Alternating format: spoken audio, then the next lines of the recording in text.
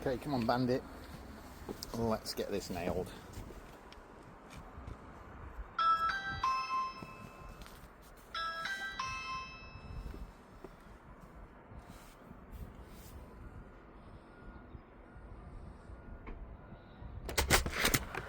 Hi there. Come in. Come in.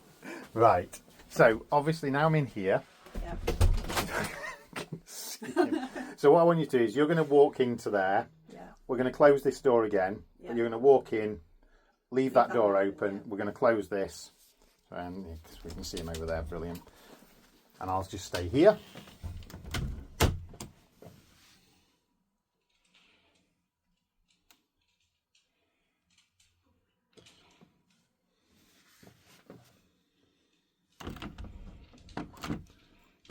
So just keep that lead nice and loose, because again, we don't want the tension.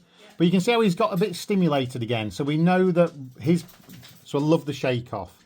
We know that his problem is this overstimulus, and that's pushing him into those fear things. But you can see, look, focus, open, looks at you, brilliant. Oops. Open, step in, looks at me, just wait, checks in with you, brilliant. Again, you've got control of him, you've got the lead on.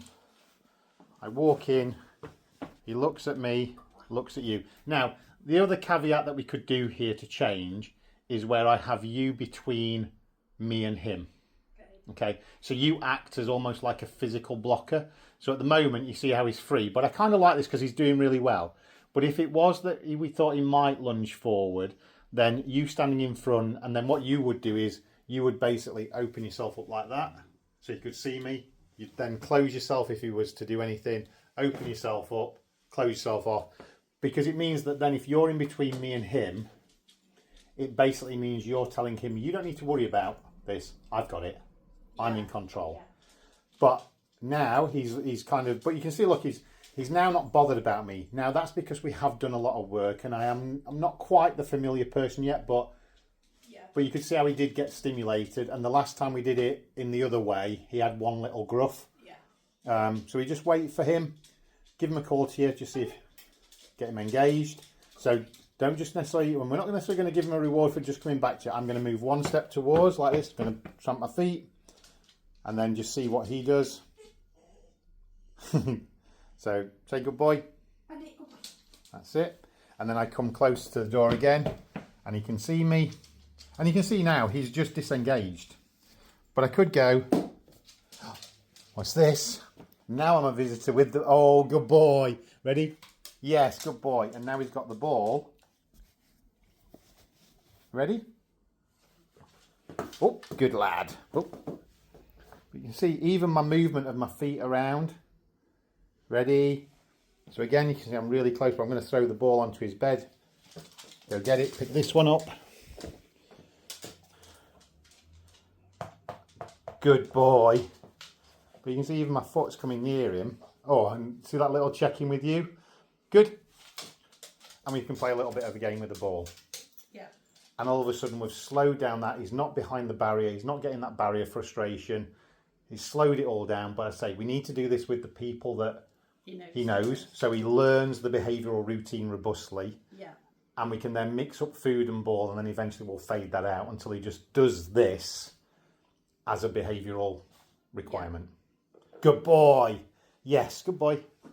When do you then move that in with people that he's obviously got a problem with, though? So we have almost like a hierarchy. So we start with them as many people as you can. Now, look, you're never going to be able to guarantee you're not going to have someone that isn't. And if that happens, you just try this as best you can. But you saw how quickly we got in. I mean, that's under 5 minutes, right? Yeah. It may be that it takes you 15 with someone that he doesn't know. Yeah. Because he is going to start reacting, which means we're going to walk him into the garden, we're going to walk him back round, we're going to loop him back round, the person's going to stay down there. Your scary visitor is going to be told to stay down there while you help him regulate. You bring him in, and as he learns the process, he goes, oh, so the more that you can do it with people that he knows in preparation of the scary one, but it might be that you get, let's say this week, you get 10 that he knows and 2 that he doesn't. He might do okay, he might not, but then as you do another 10 familiar and another 10 familiar, you end up with like 30 familiar to 1 unfamiliar. Yeah. And then it's like, no, good boy, ready, come on then. Good. He knows what he needs to do. So don't beat yourself up about perfection. No, yeah. He will get it wrong. Yeah. We just need to help him the best we can. Does that make sense? Yeah, perfect sense. Yeah. Cool.